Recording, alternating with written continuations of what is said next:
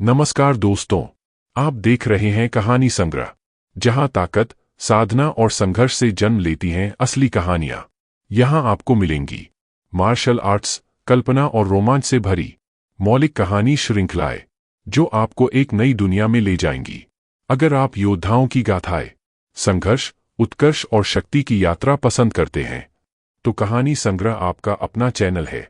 तो बने रहिए हमारे साथ, क्योंकि कहानी अभी शुरू हुई है। दोस्तों, आज मैं दिल से धन्यवाद देना चाहता हूं उन सभी साथियों को जिन्होंने क्यूआर कोड के माध्यम से सहयोग भेजा है। मैं विशेष रूप से धन्यवाद देना चाहता हूं। आप लोगों का यह समर्थन मुझे और मेहनत करने की प्रेरणा देता है, ताकि मैं आपके लिए और भी शानदार कहानियां ला सकूं। अगर आपको भी लगता है कि यह कहानियां आपको पसंद आती हैं और आप इस सफर का हिस्सा बनना चाहते हैं, तो आप भी क्यूआर कोड के माध्यम से अपना सहयोग भेज सकते हैं। आपका हर सहयोग इस चैनल के लिए बहुत कीमती है। धन्यवाद। कर्ण रणभूमि के ठीक मध्य में किसी पत्थर की मूर्ति की तरह अडिग खड़ा था। उसकी मुद्रा में एक अजीब सा ठहराव था और उसकी पीठ किसी नुकीले भाले की तरह बिल्कुल सीधी और तनी हुई थी। यह उस योद्धा का आत्मविश्वास था जिसने अपनी सीमाओं को लांघ दिया था। इस समय रणभूमि का दृश्य रोंगटे खड़े कर देने वाला था। कर्ण की तलवार से निकली वह भयानक और रक्तिम लाल तलवार किरण तक्षणेश के उस प्रभुत्वशाली सुनहरे रंग के वार से पूरी ताकत के साथ टकरा रही थी। हवा में ऊर्जा का ऐसा सैलाब उमड़ा था कि आसपास की जगह थरथराने लगी थी। शुरुआत में ऐसा लग रहा था कि दोनों के बीच का यह मुकाबला बराबरी का है। दोनों की शक्तियां एक दूसरे को पीछे धकेलने के लिए संघर्ष कर रही थीं। लेकिन तभी पलक झपकते ही कुछ ऐसा हुआ जिसने सबको हैरान कर दिया। डूबते हुए सूरज की लालिमा जैसी चमकने वाली वह रक्तिम लाल तलवार किरण अचानक और भी ज्यादा विशाल हो गई। उसकी रोशनी इतनी तीव्र और भयावह थी कि तक्षणेश की सुनहरी तलवार डर के मारे सिकुड़ने लगी। ऐसा लग रहा था मानो वह रक्तिम प्रकाश उस सुनहरी चमक को पूरी तरह निगल जाने के लिए व्याकुल हो। तभी रणभूमि के केंद्र से एक बहुत ही अजीब और अत्यंत दर्दनाक चीख गूंजी। वह आवाज इतनी करुण और डरावनी थी कि उसे सुनकर वहां मौजूद लोगों के शरीर में सिहरन दौड़ गई। दर्शक दीर्घा में बैठे लोग एक दूसरे का चेहरा देखने लगे। तभी किसी ने कांपती आवाज में कहा कि यह तक्षणेश की तलवार आत्मा की आवाज है। जैसे ही ये शब्द हवा में तैरे, वह सुनहरी तलवार अचानक धुएं की तरह गायब हो गई। सिर्फ तलवार ही नहीं, बल्कि तक्षणेश भी अपनी जगह से ओझल हो गया और अगले ही पल वह रणभूमि के सुरक्षा घेरे के बाहर दिखाई दिया। वह अपनी हार स्वीकार कर चुका था। तभी एक के बाद एक कई जोरदार धमाके हुए। कर्ण की रक्तिम लाल तलवार किरण ने उस अदृश्य सुरक्षा घेरे पर इतनी जोर से प्रहार किया कि वह पूरी दीवार किसी कमजोर कांच की तरह कांपने लगी। ऐसा लग रहा था कि वह घेरा किसी भी क्षण चकनाचूर हो जाएगा। हालांकि अंत में उस दीवार ने उस भयानक प्रहार को झेल लिया, लेकिन उसकी दरारों ने कर्ण की विनाशकारी शक्ति की कहानी बयान कर दी थी। यह सब देखकर आकर्ष के मन में एक नई बात घर कर गई। उसे अब समझ आ रहा था कि इस सुरक्षा घेरे की सहन शक्ति की भी अपनी एक अंतिम सीमा है। उसे यह एहसास हुआ कि शायद एक 4 सितारा रन देवता का प्रहार ही वह आखिरी बिंदु है जिसे यह घेरा थाम सकता है। कर्ण की इस शानदार जीत को देखकर आकर्ष का हृदय खुशी से भर गया। उसे अपने मित्र की इस अभूतपूर्व प्रगति पर गर्व हो रहा था और वह जान गया था कि अब कर्ण को शीर्ष 30 योद्धाओं में अपनी जगह बनाने से कोई नहीं रोक सकता। कर्ण ने युद्ध की उस जलती हुई आग के बीच ही खुद को एक नए आयाम पर पहुंचा दिया था। अब उसके पास एक 4 सितारा रन देवता के बराबर की ताकत थी। वहां मौजूद हेवेनली सम्राटों और शीर्षक मंदिर के ऊंचे अधिकारियों की अनुभवी नजरों ने तुरंत भांप लिया था कि कर्ण ने एक बहुत बड़ा बदलाव हासिल किया है। जो युवा योद्धा पहले इस बात को नहीं समझ पाए थे, वे भी अब वहां की गूंजती ऊर्जा को महसूस कर दंग रह गए थे। भीड़ में अब सुगबुगाहट तेज हो गई थी। लोग आपस में फुसफुसा रहे थे कि उसकी उम्र अभी 600 वर्ष से थोड़ी ही ज्यादा है, फिर भी वह 4 सितारा रन देवता की शक्ति तक पहुंच गया है। कुछ तो यहां तक कहने लगे कि वह शायद आकर्ष से भी ज्यादा प्रतिभाशाली साबित होगा। चूंकि आकर्ष ने अपना पिछला मुकाबला केवल एक 2 सितारा रन देवता के खिलाफ जीता था, इसलिए ज्यादातर लोगों का यही मानना था कि आकर्ष अभी केवल 3 सितारा रन देवता के स्तर पर ही है। लोगों के लिए यह सोचना स्वाभाविक था कि कर्ण अब अपने मित्र से कहीं आगे निकल चुका है। बेशक आकर्ष को इन बाहरी लोगों की राय से कोई फर्क नहीं पड़ रहा था। उसे किसी को कुछ साबित करने की जरूरत नहीं थी। तभी तक्षणेश, जिसने अपनी हार मानकर जेड टोकन तोड़ दिया था, एक फीकी और कड़वी मुस्कान के साथ कर्ण के पास आया। उसके चेहरे पर पराजय का भाव स्पष्ट था। उसने कर्ण से पूछा कि क्या उसने अपनी यह शक्ति पहले छुपा कर रखी थी या फिर युद्ध के बीच ही उसे यह सिद्धि प्राप्त हुई है। कर्ण की तरक्की की बात सुनकर वहां मौजूद अन्य युवा प्रतिभाएं सन्न रह गईं। उनके बीच यह बहस छिड़ गई कि क्या वाकई किसी का युद्ध के दबाव में इतना बड़ा विकास होना संभव है। यह किसी चमत्कार से कम नहीं था। कर्ण ने बहुत ही शांत और विनम्र स्वर में तक्षणेश को उत्तर दिया कि वास्तव में मुझे तुम्हारा धन्यवाद करना चाहिए। अगर तुम्हारे उस शक्तिशाली वार का भारी दबाव मुझ पर नहीं होता तो शायद मैं इतनी जल्दी इस ऊंचाई को स्पर्श नहीं कर पाता। कर्ण के इस स्वीकारनामे ने पूरी सभा में एक नया शोर पैदा कर दिया।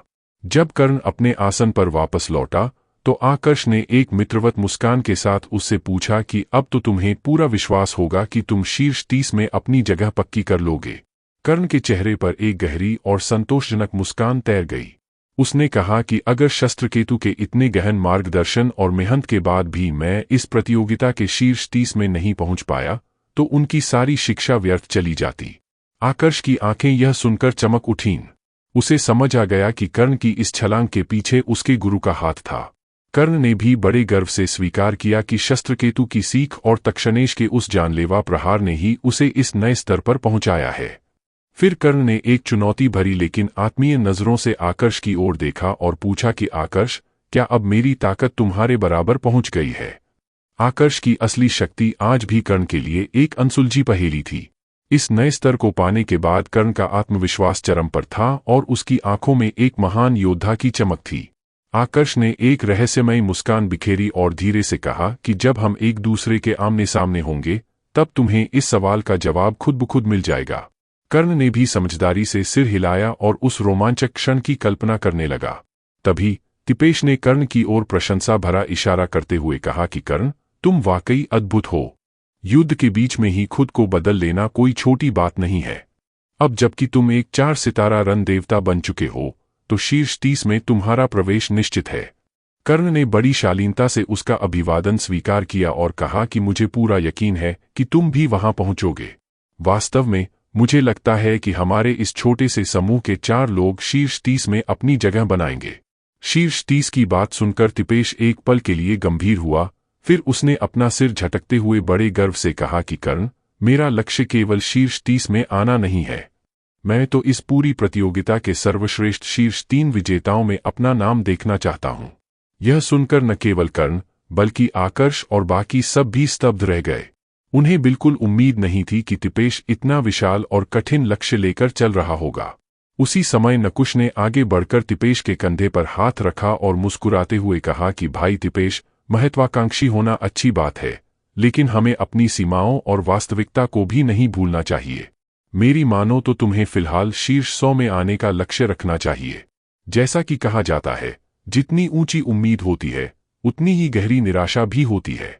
नकुश को लगा कि तिपेश शायद भावनाओं में बहकर ये बातें कर रहा है, क्योंकि शक्तिशाली योद्धा आमतौर पर शांत और एकांत प्रिय होते हैं, जबकि तिपेश तो एक बातूनी व्यक्ति था। उसे नहीं लगा था कि तिपेश आकर्ष, कर्ण या रिझान जैसा शक्तिशाली हो सकता है।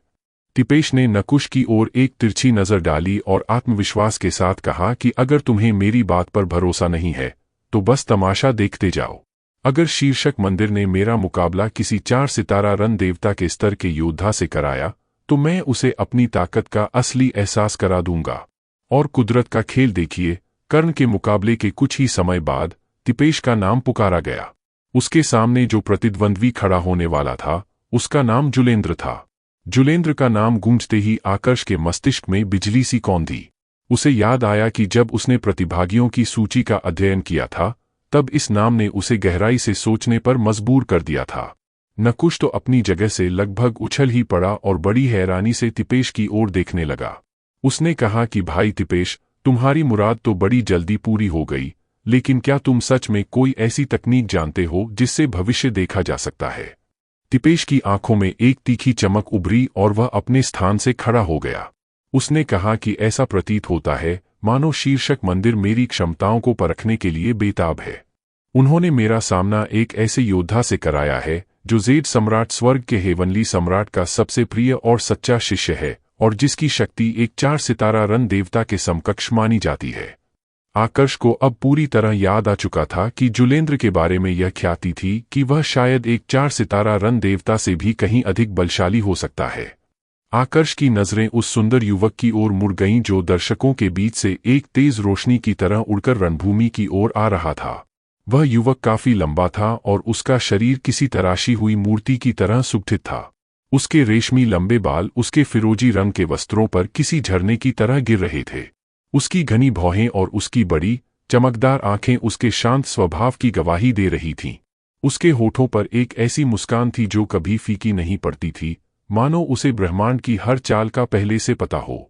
वहां उपस्थित अन्य योद्धाओं के बीच भी जुलेंद्र के नाम की लहर दौड़ गई थी। लोग आपस में कह रहे थे कि एक और ऐसा योद्धा मैदान में उतरा है जिसे 4 सितारा रन देवता से भी ऊपर माना जाता है। 10 साल पहले ही जुलेंद्र की ताकत इस स्तर तक पहुंच चुकी थी, तो अब वह कितना भयानक होगा, इसका अंदाजा लगाना भी मुश्किल था। लोग तिपेश की किस्मत पर तरस खा रहे थे और उसे बहुत ही बदकिस्मत मान रहे थे। लेकिन इन सब के विपरीत तिपेश के चेहरे पर जरा भी शिकन नहीं थी। उसने अपनी चिरपरिचित मुस्कान के साथ आकर्ष और अन्य साथियों की ओर देखा और कहा कि मेरी इस लड़ाई को ध्यान से देखना। यह पलक झपकते ही शुरू होगी और समाप्त हो जाएगी। बस पलके मत झपकाना, वरना तुम एक महान दृश्य खो दोगे। इतना कहकर तिपेश एक विजेता के अंदाज में उड़ता हुआ रणभूमि के भीतर चला गया। अब पूरे मैदान में एक अजीब सी शांति छा गई थी। हर कोई यह देखना चाहता था कि क्या यह वाचाल योद्धा वाकई में उस दिव्य शिष्य की अजेय शक्ति को चुनौती दे पाएगा या फिर उसके शब्द केवल हवा में उड़ते हुए खोखले वादे बनकर रह जाएंगे। क्या तिपेश अपनी उस बड़ी बात को सच कर पाएगा जिसने सबको हैरत में डाल दिया है? क्या जुलेंद्र की वह शाश्वत मुस्कान उसकी असीम शक्ति का राज है या उसके पीछे कोई गहरा राज छुपा है? और आकर्ष, जो इस पूरी हलचल को बड़ी शांति से देख रहा है, उसकी अपनी शक्ति का स्तर अब कहां तक पहुंच चुका है? क्या यह मुकाबला आने वाले तूफान का संकेत है? आगे जानने के लिए देखते रहिए the amazing martial world season 2 के अगले एपिसोड में। दोस्तों, अगर आपको यह कहानी पसंद आ रही है और आप चाहते हैं कि मैं रोज ऐसी ही लंबी और रोचक कहानियां आपके लिए लाता रहूं, तो आप QR कोड के माध्यम से अपना छोटा सा सहयोग भेज सकते हैं। आपका हर सहयोग इस चैनल को आगे बढ़ाने में बहुत मदद करता है। और जिन साथियों ने पहले ही सहयोग किया है, उनका मैं दिल से धन्यवाद करता हूं। अब चलिए कहानी को आगे बढ़ाते हैं। यह तिपेश, जब आकर्ष ने अपनी दृष्टि घुमाकर वापस तिपेश पर डाली, तो उसने पाया कि उसके चेहरे पर हमेशा रहने वाली वह चंचल मुस्कान अब गायब हो चुकी थी।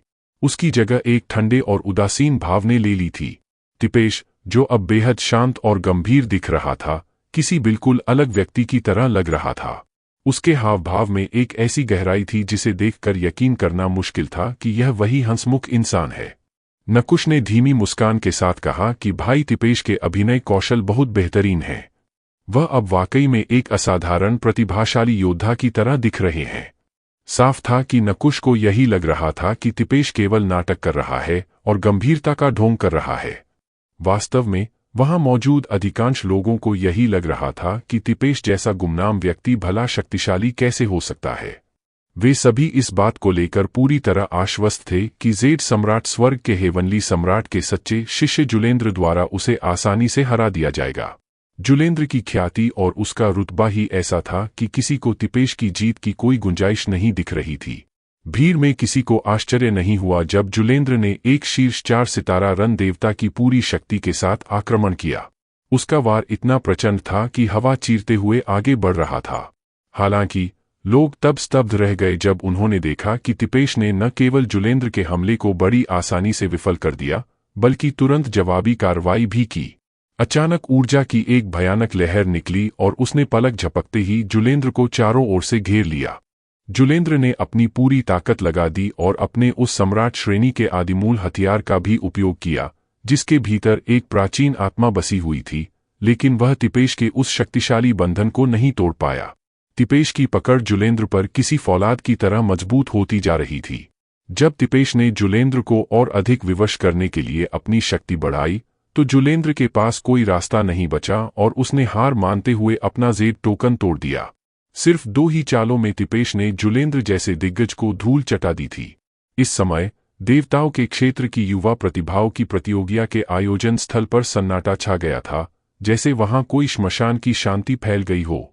किसी ने सपने में भी नहीं सोचा था कि मुकाबला इतनी जल्दी और इस तरह खत्म होगा। इस खामोशी को सबसे पहले तिपेश ने ही तोड़ा। उसने ठंडे लहजे में कहा कि बहुत अफसोस की बात है। ऐसा लगता है कि जेड सम्राट स्वर्ग के हेवनली सम्राट के सच्चे शिष्य की शक्ति बस इतनी ही थी। मुझे तो लगा था कि शायद मुझे अपनी पूरी शक्ति का प्रदर्शन करना पड़ेगा। अब मुझे लगता है कि इस पूरी प्रतियोगिता में केवल आकर्ष और मितेश, जो क्रमशः दृढ़ संहारक स्वर्ग और स्वर्णस्तंभ पवेलियन के हेवनली सम्राटों के सच्चे शिष्य हैं, वही ऐसे योद्धा हैं जिनके खिलाफ मुझे अपनी पूरी ताकत लगानी पड़ सकती है। अपनी बात पूरी करने के बाद तिपेश वापस अपनी सीट की ओर बढ़ने लगा। उसके चलने के अंदाज में एक अजीब सा गर्व और प्रभुत्व था। तिपेश के जाने से पहले जुलेंद्र ने अत्यंत अपमानित और बिगड़े हुए चेहरे के साथ पूछा कि तुम आखिर हो कौन? जुलेंद्र ने अपनी ओर से हर संभव कोशिश की थी, लेकिन तिपेश इतना ज्यादा शक्तिशाली था कि उसे पल भर में हार का स्वाद चखना पड़ा। तिपेश ने मुड़कर जुलेंद्र की ओर उदासीनता से देखा और कहा कि मैं तिपेश हूं, बस एक साधारण सा व्यक्ति। हालांकि जैसे ही वह अपनी सीट पर वापस आया, उसकी वह गंभीरता और उदासीनता तुरंत हवा हो गई। उसने आकर्ष और दूसरों की ओर एक विजयी मुस्कान के साथ देखा और पूछा कि क्या ख्याल है? क्या तुम लोगों ने ध्यान से देखा जैसा मैंने पहले कहा था? इस समय आकर्ष, कर्ण, नकुश, वत्मेश, प्रमोद और यहां तक कि रिजान भी तिपेश को गहरी हैरानी और अविश्वास के साथ देख रहे थे। ऐसा लग रहा था मानो वे पहली बार तिपेश से मिल रहे हों।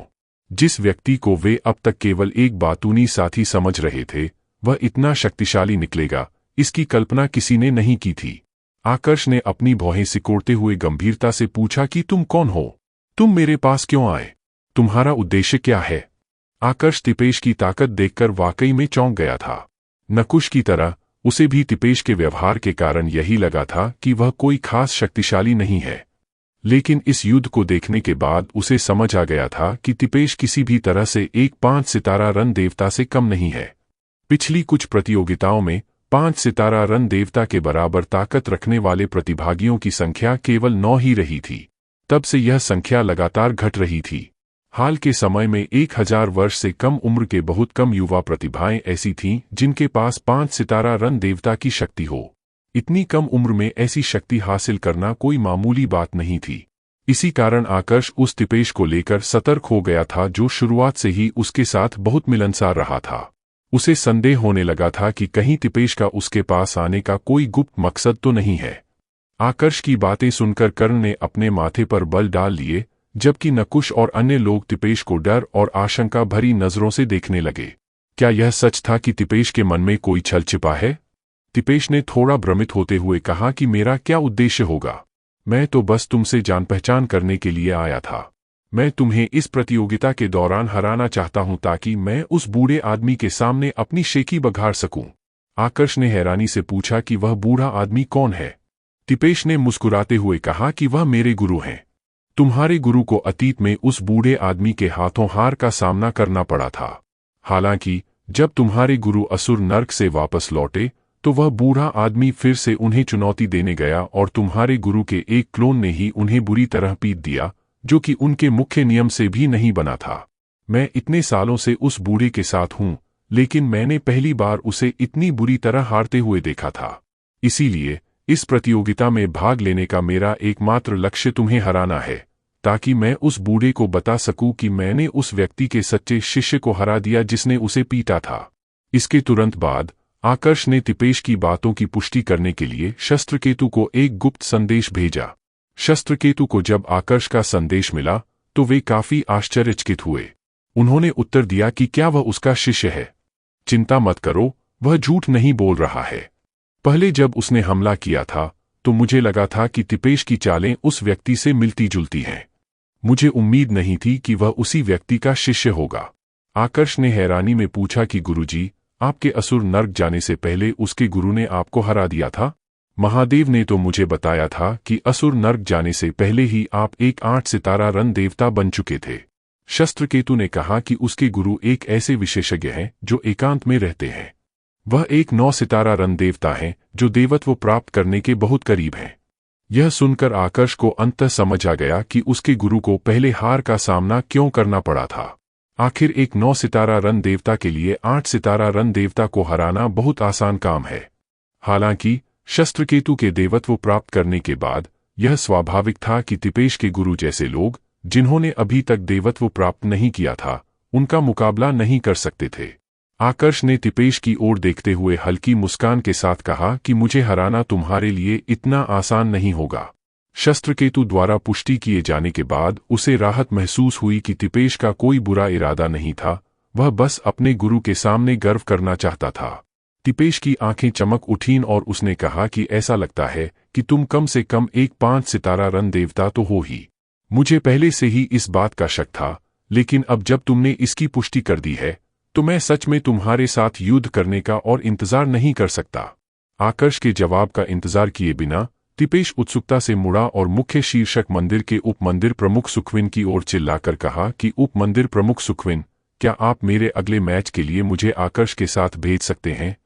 मैं वास्तव में उसके साथ लड़ने के लिए बेताब हूं।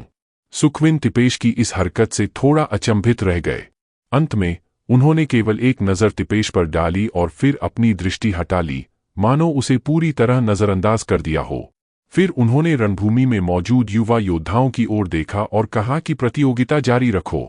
रणभूमि के प्रतिभागियों ने जुलेंद्र की लड़ाई देखने के लिए अस्थायी रूप से लड़ना बंद कर दिया था। किसे पता था कि हंदूक की तरह जुलेंद्र को भी एक अनजान व्यक्ति के हाथों हार माननी पड़ेगी। अब इस प्रतियोगिता में एक और योद्धा सामने आ चुका था जो 5 सितारा रन देवता जितना शक्तिशाली था। सबसे महत्वपूर्ण बात यह थी कि इन उत्कृष्ट प्रतिभागियों में से 2 ऐसे थे जिनकी पहचान और मूल स्थान के बारे में किसी को कुछ पता नहीं था। सुखविन की पीठ की ओर देखते हुए तिपेश ने गुस्से में कहा कि कितना अहंकारी है, मुझे नजरअंदाज करने की हिम्मत कैसे हुई? एक बार जब मैं देवत्व प्राप्त कर लूंगा तो मैं निश्चित रूप से शीर्षक मंदिर जाऊंगा और इसकी धुनाई करूंगा। भले ही मैदान में 4 लड़ाइयां चल रही थीं, लेकिन भीड़ का पूरा ध्यान अब तिपेश पर ही टिका था। वे इस रहस्यमयी चरित्र के बारे में जानने के लिए उत्सुक थे जो बिल्कुल शरकांत की तरह चौंकाने वाला निकला था। तिपेश ने अपने हाथ पर अपनी ठुड्डी टिकाते हुए और हेवेनली सम्राटों और शीर्षक मंदिर के उच्चाधिकारियों के समूह की ओर देखते हुए धीरे से फुसफुसाया कि यहाँ बहुत सारे लोग मुझे अपनी तरफ खींचने की कोशिश कर रहे हैं। मुझे आश्चर्य है कि क्या मुझे वापस जाकर उस बूढ़े को इनके बारे में बताना चाहिए ताकि वह आकर इन्हें द्वंद्व के लिए चुनौती दे सके। तिपेश की बात सुनकर आकर्ष के मुंह का कोना थोड़ा फड़फड़ाया। उसे यह सोचकर हंसी भी आ रही थी और वह थोड़ा बेबस भी महसूस कर रहा था कि तिपेश अपने गुरु, जो कि एक 9 सितारा रन देवता हैं, से हेवेनली सम्राटों और अधिकारियों को पिटवाना चाहता है। स्वाभाविक रूप से तिपेश की बातों से वह समझ गया था कि कुछ सम्राटों और अधिकारियों ने उसे अपने साथ जोड़ने की कोशिश की होगी। आखिर उन्हें कैसे पता चलता कि तिपेश के गुरु एक 9 सितारा रन देवता हैं? वे शायद यही सोच रहे होंगे कि तिपेश एक मामूली स्वतंत्र साधक है। आकर्ष जानता था कि जिन लोगों ने तिपेश को भर्ती करने की कोशिश की थी, उन्होंने अभी तक देवत्व प्राप्त नहीं किया होगा। आखिर देवता किसी को अपने साथ जोड़ने के लिए खुद को छोटा नहीं करते जब तक कि वह योद्धा अविश्वसनीय रूप से असाधारण न हो। हालांकि तिपेश अपनी उम्र के हिसाब से बहुत मजबूत और प्रतिभाशाली था, लेकिन वह अभी इतना भी उत्कृष्ट नहीं था कि सीधे देवताओं का ध्यान अपनी ओर खींच सके। इसके अलावा अभी इस बात की कोई गारंटी नहीं थी कि तिपेश देवत्व प्राप्त कर ही लेगा। ऐसे कई योद्धा होते हैं जो बचपन में महान होते हैं लेकिन समय के साथ साधारण बन जाते हैं, और कुछ साधारण लोग बाद में महान बन जाते हैं। फिर भी इस समय इसमें कोई संदेह नहीं था कि तिपेश अपनी उम्र के लिए बहुत प्रतिभाशाली और शक्तिशाली था। शाम ढलने तक वे प्रतियोगिता के चौथे दौर के आधे रास्ते तक ही पहुंच पाए थे। सुखविन ने घोषणा की कि अगला मुकाबला आज का आखिरी मुकाबला होगा। जिन्हें आज नहीं बुलाया गया है, उनका मुकाबला कल जारी रहेगा।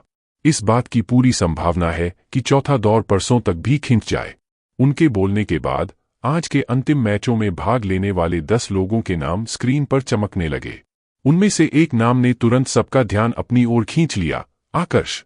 पूरा मैदान एक बार फिर उत्साह से भर गया। क्या आकर्ष भी तिपेश की तरह कोई बड़ा धमाका करेगा? क्या उसकी असली शक्ति का राज आज सबके सामने खुल पाएगा? या फिर जुलेंद्र की तरह उसका प्रतिद्वंद्वी भी उसे कड़ी टक्कर देगा? रोमांच अब अपने चरम पर था और हर कोई बस उस अंतिम पल का इंतजार कर रहा था जो आज के दिन का अंत एक धमाके के साथ करने वाला था। आगे जानने के लिए देखते रहिए the amazing martial world season 2 के अगले एपिसोड में सिर्फ और सिर्फ कहानी संग्रह यूट्यूब चैनल पर। दोस्तों लाइक सब्सक्राइब करो और बेल आइकॉन हिट करना ना भूले। दोस्तों आप सभी का कहानी संग्रह यूट्यूब चैनल पर स्वागत है। दोस्तों हमारे चैनल को लाइक शेयर और सब्सक्राइब कीजिए और बेल आइकॉन हिट करना ना भूलें ताकि आप सभी को सबसे पहले वीडियो का नोटिफिकेशन मिले। देवताओं के क्षेत्र की युवा प्रतिभाओं की प्रतियोगिता के तीसरे दौर के दौरान आकर्ष ने केवल एक ही प्रहार में 1-2 सितारा रन देवता को प्रतियोगिता से बाहर कर दिया था। उस विनाशकारी प्रदर्शन के बाद से किसी ने भी उसे द्वंद्व के लिए चुनौती देने का साहस नहीं किया था। यही कारण था कि उसके पिछले प्रदर्शन के बाद से यह केवल दूसरी बार था जब उसे किसी चुनौती का सामना करना पड़ रहा था। मैदान में मौजूद भीड़ के बीच सुगबुगाहट शुरू हो गई। लोग एक दूसरे से पूछने लगे कि आकर्ष का प्रतिद्वंद्वी किंजार नाम का एक अनजान साधक है। क्या वह भी एकांत में रहने वाले किसी महान विशेषज्ञ का शिष्य हो सकता है? जब लोगों ने आकर्ष के सामने एक ऐसे नाम को देखा जिसके बारे में उन्होंने पहले कभी नहीं सुना था, तो उनकी कल्पना के घोड़े दौड़ने लगे। उन्हें तुरंत शरकांत और तिपेश की याद आ गई, जिन्होंने पहले अपनी अद्भुत शक्ति का प्रदर्शन किया था जो एक 5 सितारा रन देवता के बराबर थी। हालांकि उनका यह अनुमान बहुत देर तक नहीं टिक सका। तभी श्वेत अग्नि मंडल के कुछ लोगों ने स्पष्ट किया कि किंजार कोई मामूली व्यक्ति नहीं है। वह दिव्य उत्क्रमण स्वर्ग की एक उच्च श्रेणी की शक्ति, पृथ्वी स्वर्ग संप्रदाय का युवा स्वामी है। 100 साल पहले ही उसके पास 1-2 सितारा रन देवता की शक्ति थी और इस प्रतियोगिता के दूसरे दौर में उसने जो कौशल दिखाया था वह एक शीर्ष 2 सितारा रन देवता का था। भले ही किंजार पूरे देवता रिल्म में प्रसिद्ध नहीं था, लेकिन वह दिव्य उत्क्रमण स्वर्ग में एक जानामाना नाम था। वहां मौजूद लोगों ने तुरंत दूसरों की गलतफहमियों को दूर कर दिया। जब युवा प्रतिभाओं को किंजार की पृष्ठभूमि के बारे में पता चला तो उनके चेहरे पर निराशा छा गई। उन्हें लगा कि यह मुकाबला एक तरफा होगा। कुछ लोग कहने लगे कि शीर्षक मंदिर आकर्ष पर बहुत मेहरबानी दिखा रहा है जो उसे इतने आसान प्रतिद्वंद्वी के साथ लड़ा रहा है। लेकिन कुछ लोग इस बात से सहमत नहीं थे। उनका तर्क था कि कौन जानता है कि किंजार अपनी असली ताकत छुपा रहा हो। यह भी तो संभव है कि वह शरकांत और तिपेश की तरह कोई छुपा रुस्तम निकले जिसके पास 5 सितारा रन देवता की शक्ति हो। और अगर उसके पास केवल 4 सितारा रन देवता की शक्ति भी हुई तब भी उसके पास आकर्ष को हराने का एक मौका होगा। हालांकि अनुभवी लोग इन बातों को कल्पना मात्र मान रहे थे। उनका कहना था कि शरकांत और तिपेश जैसे 2 छुपे हुए योद्धाओं का एक ही प्रतियोगिता में मिलना ही बहुत बड़ी बात है। अब आगे और चमत्कार होने की उम्मीद कम है। जबकि भीड़ में बहस छिड़ी हुई थी, आकर्ष और अन्य 9 प्रतिभागी अपने अपने आवंटित रणभूमि के भीतर चले गए। किंजार दिखने में एक साधारण सा युवक था जिसका शरीर मध्यम कदकाठी का था और उसने बेहतरीन रेशमी वस्त्र धारण किए हुए थे। अगर वह भीड़ में खड़ा होता तो कोई भी उसे पहचान नहीं पाता। इस समय किंजार आकर्ष की ओर बहुत ही गहरी और चमकती हुई नजरों से देख रहा था। उसने कहा कि आकर्ष, मैं जानता हूं कि मैं तुम्हारा मुकाबला नहीं कर सकता, फिर भी मैं तुम्हारे साथ लड़ने के लिए बहुत उत्साहित हूं। आकर्ष ने उसकी बात सुनकर बस शांत भाव से अपना सिर हिलाया। पास की अन्य रणभूमि में मौजूद बाकी 8 प्रतिभागी किंजार की बात सुनकर थोड़े हैरान और निशब्द रह गए। वे आकर्ष और किंजार के बीच एक भयंकर युद्ध की उम्मीद कर रहे थे, लेकिन यहां तो प्रतिद्वंद्वी ने लड़ने से पहले ही अपनी हार स्वीकार कर ली थी। किंजार ने चेतावनी देते हुए कहा कि अब मैं हमला करने जा रहा हूं। इसके तुरंत बाद उसके भीतर से एक पन्ना जैसी हरी ऊर्जा निकली जो विशाल अजगरों जितनी मोटी लताओं में बदल गई और बड़ी तेजी से आकर्ष की ओर लपकी। आकर्ष ने बहुत ही सहजता से स्पेस नियम का उपयोग किया और पलक झपकते ही वहां से गायब होकर किंजार के पीछे प्रकट हुआ। लताएं अचानक अपनी दिशा बदलने लगीं, मानो किंजार ने पहले ही आकर्ष की चाल का अंदाजा लगा लिया था। वे सांपों की तरह लहराते हुए आगे बढ़ीं, जिनका उद्देश्य आकर्ष को एक पिंजरे में कैद करना था। आकर्ष ने धीरे से बुदबुदाया कि टूट जाओ और वह उन लताओं के वार से बचते हुए एक तरफ हट गया। तभी उसके चारों ओर का शून्य कांपने और विकृत होने लगा। उस विकृत होते शून्य ने आकर्ष की ओर आने वाली हर एक लता को तुरंत नष्ट कर दिया। ऐसा लग रहा था मानो आकर्ष के चारों ओर का 5 मीटर का क्षेत्र एक निषिद्ध क्षेत्र बन गया है जिसमें कोई भी प्रवेश नहीं कर सकता। किंजार इस बात से अनजान था कि आकर्ष ने उस प्रारंभिक महारत मार्ग का उपयोग किया है जिसे उसने हाल ही में समझा था। उसे अपनी सादगी में लगा कि यह स्पेस नियम की किसी मिश्रित गहराई का हमला है। किंजार ने एक गहरी सांस ली और कहा कि आकर्ष, अगर तुम मेरे इस अगले वार को विफल कर पाए तो मैं खुद हार मान लूंगा और रणभूमि छोड़ दूंगा। उसके हाथों में एक साधारण सी दिखने वाली लकड़ी की छड़ी प्रकट हुई। उस छड़ी से एक तेज रोशनी निकली और जैसे ही उसमें आदिमूल ऊर्जा का संचार हुआ, पूरी रणभूमि में घास बहुत तेजी से उगने लगी। किंजार ने उस छड़ी को जमीन पर पटका और देखते ही देखते सैकड़ों लताएं एक दूसरे में गुंथकर एक बहुत ही विशाल और मोटी लता बन गईं। वह भीमकाय लता किसी पहाड़ की तरह आकर्ष की ओर बढ़ी। आकर्ष अपनी जगह पर बिल्कुल स्थिर खड़ा रहा, मानो उसे उस विशालकाय लता का कोई डर ही न हो। यह देखकर वहां मौजूद बहुत से लोग दंग रह गए। उन्हें समझ नहीं आ रहा था कि आकर्ष इस जानलेवा हमले से बचने की कोशिश क्यों नहीं कर रहा है। लोग चिल्लाने लगे कि किंजार के इस वार में एक शीर्ष 2 सितारा रन देवता की पूरी ताकत है, फिर भी आकर्ष बिल्कुल बेपरवाह है। क्या वह इस हमले का सामना सीधे करने की योजना बना रहा है? जब वह विशाल लता आकर्ष से केवल 10 मीटर की दूरी पर थी, तब भी वह नहीं हिला। अब तो एक 3 सितारा रन देवता के लिए भी वहां से बचना नामुमकिन था। सब लोग व्याकुल होकर सोच रहे थे कि आकर्ष आखिर कर क्या रहा है। लेकिन जैसे ही वह लता आकर्ष से केवल 5 मीटर की दूरी पर पहुंची, वह उसके चारों ओर के विकृत और कांपते हुए शून्य से टकराकर पल भर में राख हो गई। ऐसा लग रहा था कि आकर्ष के चारों ओर एक अदृश्य और अभेद्य सुरक्षा कवच बना हुआ है। विशाल लता आकर्ष के वस्त्रों के किनारे को छूने से पहले ही पूरी तरह नष्ट हो चुकी थी। यह दृश्य देखकर वहां मौजूद हर कोई सन्न रह गया। युवा योद्धा आपस में पूछने लगे कि यह कौन सी तकनीक है? क्या स्पेस नियम ऐसी शक्ति पैदा कर सकता है? इसके विपरीत वहां मौजूद हेवेनली सम्राट और शीर्षक मंदिर के उच्चाधिकारी अपनी सीटों से उछल पड़े। उनके चेहरे पर गहरी हैरानी और सदमे के भाव थे। यहां तक कि मुख्य शीर्षक मंदिर के उप मंदिर प्रमुख सुखविन भी आकर्ष को अविश्वास भरी नजरों से देख रहे थे। वे जानते थे कि यह कोई साधारण तकनीक नहीं है। अधिकारियों के बीच एक ही नाम गूंज रहा था कि यह महारत मार्ग है।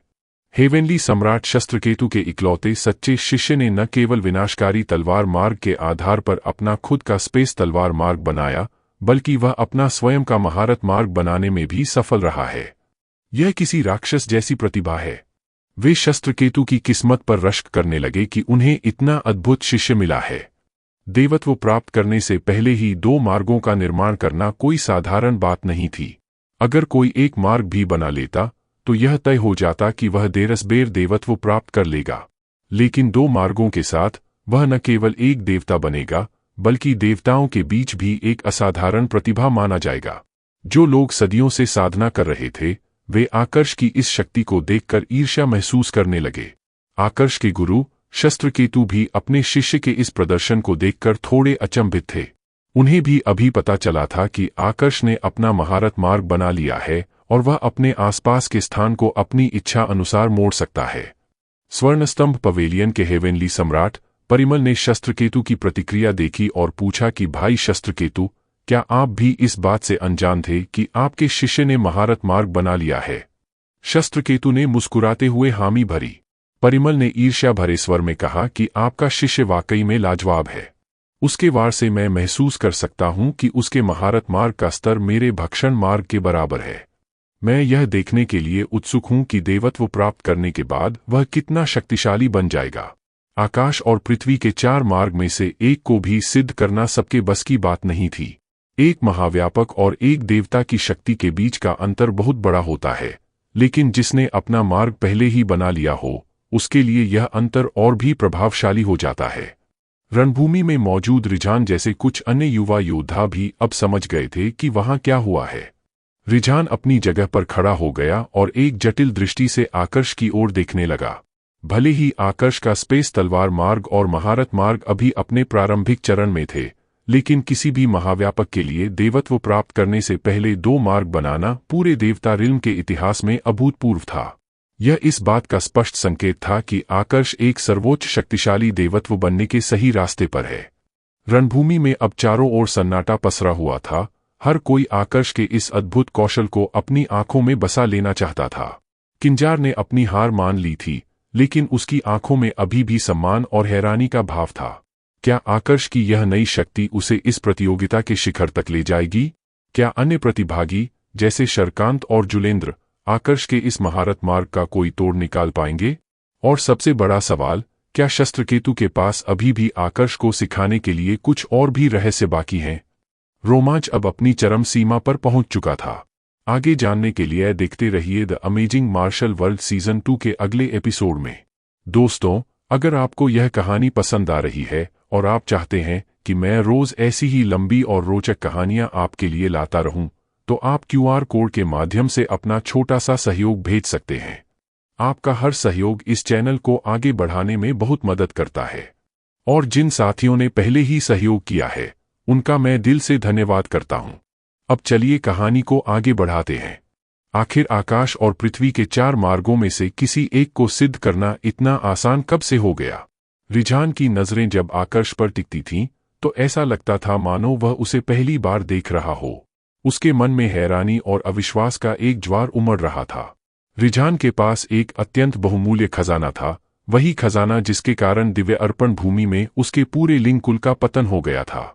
उस शक्तिशाली खजाने की सहायता के बावजूद वह अब तक केवल नंद मार्ग को ही सिद्ध कर पाया था, और उसे भी वह केवल प्रारंभिक महारत मार्ग के स्तर तक ही समझ पाया था। यह वही स्तर था जिस पर आकर्ष का स्पेस तलवार मार्ग और महारत मार्ग खड़ा था। लेकिन सबसे महत्वपूर्ण और परेशान करने वाली बात यह थी कि उस खजाने की मदद के बाद भी रिझान केवल एक ही मार्ग बना सका था, जबकि आकर्ष के पास 2 थे। इस समय रिझान की आंखों में युद्ध की एक नई और प्रचंड ज्वाला धधक रही थी। उसने आकर्ष को देखते हुए अपने मन ही मन में धीरे से कहा कि फिलहाल आकाश और पृथ्वी के 4 मार्गों के मामले में मैं तुमसे पीछे हूं, लेकिन मैं भविष्य में निश्चित रूप से तुम्हें हर पहलू में पीछे छोड़ दूंगा। ईश्वरीय प्रत्यक्ष रिल्म के लिंग कुल का सीधा वंशज होने के नाते मैं खुद को एक साधारण दुनिया से आए किसी व्यक्ति के हाथों पराजित होने की अनुमति कभी नहीं दे सकता। रिझान जानता था कि वह फिलहाल आकर्ष से पीछे है, लेकिन उसका मनोबल जरा भी कम नहीं हुआ था। आखिर भविष्य बहुत लंबा था, और चूंकि उनके मार्ग अभी प्रारंभिक चरण में ही थे, इसलिए उसके पास आकर्ष से आगे निकलने के लिए पर्याप्त समय और अवसर थे। महारत मार्ग। हालांकि ज्यादातर युवा प्रतिभाओं ने आकाश और पृथ्वी के 4 मार्गों के बारे में सुन रखा था, लेकिन वे अपनी आंखों से यह नहीं पहचान पाए थे कि आकर्ष ने महारत मार्ग को सिद्ध कर लिया है। उन्हें इस बात का एहसास तब हुआ जब उन्होंने अपने आसपास के अनुभवी लोगों की बातचीत को सुना। भीड़ में फुसफुसाहट तेज हो गई थी। कोई कह रहा था कि सुना है, अगर कोई आकाश और पृथ्वी के 4 मार्गों में से किसी एक को भी उच्च स्तर तक ले जाता है, तो वह तुरंत देवत्व प्राप्त कर सकता है। अफवाहें तो यह भी हैं कि हेवेनली सम्राट शस्त्रकेतु ने इसी पद्धति से देवत्व हासिल किया था। कुछ लोग चर्चा कर रहे थे कि कुछ 9 सितारा रन देवता ऐसे भी हैं जिनकी नियमों की समझ 8 सितारा रन देवताओं से भी कमजोर होती है, लेकिन वे एक प्रारंभिक मार्ग बनाकर और उसे समझकर उस कमी को पूरा कर लेते हैं। दर्शक दीर्घा में बैठा हर कोई दंग था। लोग कह रहे थे कि यह तो अविश्वसनीय है। आकर्ष की उम्र अभी 600 वर्ष से थोड़ी ही ज्यादा है, लेकिन उसने 2 मार्गों को सिद्ध कर लिया है। भले ही ये मार्ग अभी शुरुआती दौर में हो, लेकिन यह तो बस समय की बात है कि वह कब इनकी गहरी समझ हासिल कर लेगा। लोगों ने यह भी याद किया कि केवल कुछ ही हेवेनली सम्राट ऐसे हैं जिन्होंने प्रारंभिक मार्ग बनाया है। उदाहरण के लिए, स्वर्णस्तंभ पवेलियन के हेवेनली सम्राट परिमल ने भक्षण मार्ग बनाया है, जबकि 10,000 आसुरी स्वर्ग के हेवेनली सम्राट ने अनंत मार्ग को सिद्ध किया है। इस प्रतियोगिता के लिए चुने गए सभी युवा योद्धा अपने आप में असाधारण थे, चाहे वे किसी प्रसिद्ध संगठन से आए हों या एकांत में रहने वाले विशेषज्ञों के शिष्य हों। उनके बुजुर्ग देवता रिल्म के शक्तिशाली योद्धा थे, इसलिए यह स्वाभाविक था कि उन्होंने इन मार्गों के बारे में सुना हो, भले ही उन्होंने इन्हें पहले कभी न देखा हो। आज से पहले उनमें से ज्यादातर ने कभी इन दिव्य मार्गों का साक्षात अनुभव नहीं किया था। उन्होंने पहली बार आकर्ष के स्पेस तलवार मार्ग को तब देखा था जब उसने दूसरे दौर में अपना कौशल दिखाया था। हालांकि बाद में उनमें से कई लोग यह समझ गए थे कि आकर्ष ने एक और मार्ग सिद्ध कर लिया है, लेकिन उसे महारत मार्ग के रूप में पहचानने में उन्हें थोड़ा समय लगा। जब उन्होंने याद किया कि कैसे आकर्ष अपने आसपास के 5 मीटर के दायरे में पूरी तरह सुरक्षित था और कैसे उसके चारों ओर के स्थान ने उन लताओं को नष्ट कर दिया था, तो उन्हें धीरे धीरे समझ आया कि उसने एक ऐसा महारत मार्ग बनाया है जो उसे अपने आसपास के स्थान को नियंत्रित करने की अनुमति देता है। चूंकि यह अभी केवल प्रारंभिक चरण था, इसलिए यह स्पष्ट था कि जैसे जैसे उसकी समझ गहरी होगी, उसके नियंत्रण का दायरा भी बढ़ता जाएगा। उसी समय हेवेनली सम्राट और शीर्षक मंदिर की शाखाओं के उच्चाधिकारी भी आपस में गहन चर्चा कर रहे थे। एक अधिकारी ने बड़ी हैरानी से कहा कि आकर्ष ने वास्तव में 4 में से 2 मार्गों को सिद्ध कर लिया है। मुझे डर है कि यह उपलब्धि पूरे देवता रिल्म के इतिहास में अभूतपूर्व है। वह वाकई में एक भयानक प्रतिभा है। एक अन्य सम्राट ने सुझाव दिया कि हमें इस बारे में शीर्षक मंदिर से पूछना चाहिए। शीर्षक मंदिर का इतिहास उतना ही पुराना है जितना कि यह देवता रिल्म। वे जरूर जानते होंगे कि क्या अतीत में कभी ऐसा कोई अद्भुत योद्धा पैदा हुआ है जिसने प्रकृति के नियमों को इस तरह चुनौती दी हो। कई हेवेनली सम्राटों ने शीर्षक मंदिर की शाखाओं के मंदिर प्रमुखों से इस बारे में सवाल पूछने शुरू किए। हालांकि उन्हें केवल अस्पष्ट उत्तर ही मिले कि वे इस बारे में निश्चित नहीं हैं। असल में शीर्षक मंदिर की शाखाओं के अधिकारियों को सुखविन द्वारा इस मामले को गुप्त रखने की सख्त चेतावनी दी गई थी। इसी बीच स्वर्णस्तंभ पवेलियन में स्थित शीर्षक मंदिर के प्रमुख रुलांत ने एक हेवेनली सम्राट को जवाब देते हुए कहा कि देवता रिल्म बहुत लंबे समय से अस्तित्व में है। हालांकि आकर्ष जैसा योद्धा दुर्लभ है, लेकिन मुझे यकीन है कि वह अकेला ऐसा प्रतिभाशाली व्यक्ति नहीं है जो इस दुनिया में आया है। रुलांत की आंखों में आकर्ष को देखकर एक अजीब सी लालची चमक और जुनून था। वह अपने मन में सोच रहा था कि मैं, ग्रेट मास्टर मियान, देवत्व प्राप्त करने के बाद भी एक भी मार्ग बनाने में सफल नहीं हो पाया था। अपनी गुप्त तकनीक का उपयोग करके उसके शरीर पर कब्जा करने के बाद मेरे पास उसकी सारी यादें और ज्ञान होगा। उस समय मैं भी इन दोनों मार्गों को समझने में सक्षम हो जाऊंगा। आकर्ष वास्तव में मेरे लिए स्वर्ग से मिला सबसे कीमती उपहार है। रुलांत की आंखों में बढ़ती हुई वह तीव्र लालसा उसे किसी भूखे शिकारी की तरह दिखा रही थी जो आकर्ष को दुनिया के सबसे बहुमूल्य खजाने के रूप में देख रहा था। उसके विचारों ने यह भी उजागर कर दिया कि वह खुद को ग्रेट मास्टर मियान कह रहा था। इस बीच आकर्ष को तुरंत खतरा महसूस हुआ जब उसने रुलांत की वह लालची नजर अपनी ओर महसूस की। वह इतनी दूरी से भी रुलांत के भीतर छिपे उन बुरे इरादों और नकारात्मक ऊर्जा को भांप सकता था। उसका अंतर्मन उसे चेतावनी दे रहा था कि कोई उसे बड़ी गहराई से देख रहा है। तभी किंजार ने एक सच्ची मुस्कान के साथ कहा कि आकर्ष, मैं अपनी हार स्वीकार करता हूं। तुम बहुत शक्तिशाली हो। इसके बाद किंजार ने अपना जेड टोकन तोड़ दिया और रणभूमि से बाहर चला गया। उसने आकर्ष के हमले के बारे में कोई सवाल नहीं पूछा क्योंकि उसने अपने आसपास होने वाली चर्चाओं से सब कुछ समझ लिया था। जब आकर्ष अपने आसन की ओर वापस लौटा तो हर किसी की नजरें उसी पर टिकी थीं। वह सबका ध्यान आकर्षित क्यों न करता। उसने न केवल अपने गुरु के विनाशकारी तलवार मार्ग के आधार पर अपना स्पेस तलवार मार्ग बनाया था, बल्कि महारत मार्ग को भी सिद्ध किया था। जल्द ही भीड़ आकर्ष की स्पेस नियम की समझ के बारे में सोचने लगी। आखिर अपनी पिछली 2 चुनौतियों के दौरान उसने अपने विरोधियों को हराने के लिए अपने स्पेस नियम का पूरी तरह से उपयोग नहीं किया था। स्पेस नियम से उसने केवल क्षणांतरण गूढ़ता और अंतरिक्ष तत्व गूढ़ता का ही इस्तेमाल किया था। किसी ने भीड़ में कहा कि शायद उसने अभी तक अपनी गहराइयों को आपस में मिलाना नहीं सीखा है, लेकिन कई लोगों ने तुरंत इस बात का खंडन कर दिया। वे कहने लगे कि यह बकवास है। उसकी आदिमूल ऊर्जा के आधार पर वह स्पष्ट रूप से एक 9 पैलेस सेलेस्टियल एम्परर है। क्या तुम्हें लगता है कि इतनी गहरी साधना वाला व्यक्ति गहराइयों को मिलाने में असमर्थ होगा? और सबसे बड़ी बात, वह व्यक्ति जिसने 2 मार्ग सिद्ध किए हैं, वह गहराइयों को मिलाना न सीखे, यह असंभव लगता है।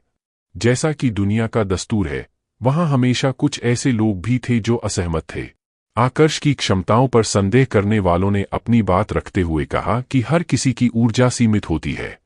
मैं जानता हूं कि आकर्ष की समझ बहुत ऊंची है और वह एक अद्भुत प्रतिभा है, लेकिन आखिर उसकी उम्र अभी 600 साल से थोड़ी ही ज्यादा है। यह स्वाभाविक है कि उसकी उम्र के कारण उसकी सीमाओं का होना लाजिमी है। एक अन्य ने साथ देते हुए कहा कि बिल्कुल सही। इसके अलावा वह कुछ 100 साल पहले ही तो एक देवता रिल्म में आया था। यह अपने आप में ही असाधारण है कि उसने कुछ 100 सालों के भीतर 2 मार्ग बना लिए। वह इतनी जल्दी गहराइयों को मिलाना कैसे सीख सकता था? यहां तक कि यह भी संभव है कि उसने स्पेस नियम की सभी 9 गहराइयों को उच्चतम स्तर तक अभी तक न समझा हो। बेशक आकर्ष को उन लोगों की परवाह नहीं थी जो उसकी काबिलियत पर सवाल उठा रहे थे। वह जानता था कि उसकी यात्रा अभी शुरू हुई है। आकर्ष के बैठने से पहले ही तिपेश ने चमकती आंखों के साथ उससे पूछा कि आकर्ष, तुम्हारे स्पेस नियम की समझ कैसी है? आकर्ष ने पलटकर पूछा कि तुम यह क्यों जानना चाहते हो? तिपेश ने हल्के से हंसते हुए कहा कि अगर तुम्हारे स्पेस नियम की समझ केवल औसत है तो मैं तुम्हें चुनौती जरूर दूंगा, भले ही तुमने 2 मार्क सिद्ध किए हों। लेकिन अगर तुम्हारे स्पेस नियम की समझ भी बहुत ऊंची है तो मैं तुम्हें चुनौती नहीं देने वाला। आखिर मैं जानबूझकर अपनी हार और अपमान क्यों चाहूंगा? मैं उस बूढ़े आदमी को मेरा मजाक उड़ाने का मौका नहीं दूंगा। आखिर मैं भी तो उसे तुम्हारे गुरु के हाथों हारने के लिए चिढ़ाता रहा हूं। आकर्ष को तिपेश की बातें सुनकर थोड़ी हंसी आई। उसे लगा कि तिपेश वाकई में एक बहुत ही दिलचस्प इंसान है। जैसा कि नकुश ने कहा था, तिपेश में किसी शक्तिशाली योद्धा वाले गंभीर लक्षण बिल्कुल नहीं थे, वह रिझान के बिल्कुल विपरीत स्वभाव का था। अंत में आकर्ष ने एक मुस्कान के साथ उत्तर दिया कि अगर तुम मेरे साथ युद्ध करोगे तो तुम्हें खुद ही पता चल जाएगा। आकर्ष की उस रहस्यमयी मुस्कान ने मैदान में एक नई उत्सुकता पैदा कर दी थी। क्या आकर्ष वास्तव में अपनी गहराइयों को छुपा रहा था? रुलांत के मन में चल रही वह भयानक योजना आकर्ष के लिए क्या संकट लेकर आएगी? और क्या तिपेश वाकई में आकर्ष को चुनौती देने का साहस जुटा पाएगा या वह केवल अपनी बातों से सबको उलझाए रखेगा? आज की शाम एक बड़े सस्पेंस के साथ खत्म हो रही थी, लेकिन आने वाला कल और भी भयानक खुलासे लेकर आने वाला था। आगे जानने के लिए देखते रहिए the amazing martial world season 2 के अगले एपिसोड में सिर्फ और सिर्फ कहानी संग्रह यूट्यूब चैनल पर। दोस्तों लाइक सब्सक्राइब करो और बेल आइकॉन हिट करना ना भूले। दोस्तों आप सभी का कहानी संग्रह यूट्यूब चैनल पर स्वागत है। दोस्तों हमारे चैनल को लाइक शेयर और सब्सक्राइब कीजिए और बेल आइकॉन हिट करना ना भूलें ताकि आप सभी को सबसे पहले वीडियो का नोटिफिकेशन मिले। आकर्ष के जवाब ने न केवल तिपेश को हैरान किया था बल्कि नकुश और उनके बाकी साथी भी यह सब देखकर पूरी तरह से अवाक रह गए थे। उनके पास कहने के लिए कोई शब्द नहीं बचा था। वे सब मन ही मन सोच रहे थे कि क्या 1000 साल की उम्र तक पहुंचने से पहले ही 5 सितारा रन देवता की अविश्वसनीय शक्ति रखने वाले किसी योद्धा के लिए ऐसा व्यवहार शोभा देता है? कोई इतना बेबाक, मुंहफट और बेशर्म कैसे हो सकता है? तिपेश की हरकतों में एक अजीब सा अल्हड़पन था जो उसकी भयानक ताकत के बिल्कुल विपरीत जान पड़ता था। आकर्ष की बात सुनकर तिपेश थोड़ा झुंझला गया। उसे लगा जैसे आकर्ष जानबूझकर उसे उलझा रहा है। उसने चिढ़ते हुए कहा कि तुम फिर से मुझे पहेलियों में उलझा रहे हो। हालांकि उसका यह गुस्सा ज्यादा देर नहीं टिका।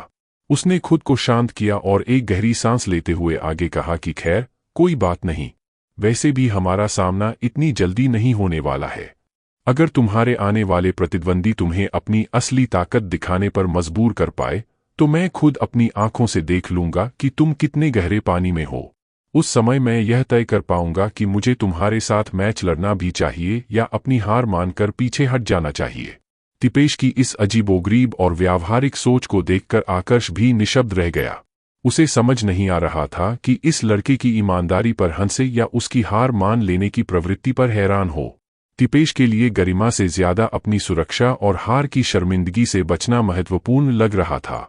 इसके तुरंत बाद तिपेश ने अपना ध्यान अपनी बगल में बैठे रिझान की ओर घुमाया। उसकी आंखों में एक नई चमक थी। उसने बाकी सबकी ओर देखते हुए कहा कि हम सब में से अब तक केवल रिझान ही ऐसा है जिसने इस दौर में अब तक एक भी मुकाबला नहीं लड़ा है। समय धीरे धीरे बीतता रहा और मैदान में युद्ध की लहरें उठती गिरती रहीं। 2 अलग अलग मुकाबलों के खत्म होने के बाद अंततः उस विशाल मैदान के केंद्र में रिझान का नाम गूंज उठा। उसके सामने खड़े होने वाले प्रतिद्वंदी का नाम उत्नेश था। जैसे ही इन दोनों के नामों की घोषणा हुई, दर्शकों के बीच सुगबुगाहट तेज हो गई। आकर्ष और उसके साथियों ने आसपास हो रही चर्चाओं से उत्नेश की ताकत का अंदाजा लगाने की कोशिश की। हालांकि शीर्षक मंदिर ने सभी प्रतिभागियों का विवरण एक सूची में दिया था, लेकिन आकर्ष के लिए हर एक नाम को याद रखना नामुमकिन था। उसकी याददाश्त में केवल वे ही नाम दर्ज थे जो या तो 4 सितारा रन देवता से अधिक शक्तिशाली थे या उनके बराबर थे। उत्नेश उस सूची में शामिल नहीं था, जिसका मतलब था कि वह कम से कम शीर्ष स्तर के योद्धाओं की गिनती में अभी तक नहीं आया था। मैदान के एक कोने से आवाज आई कि आखिरकार उत्नेश की बारी आ ही गई।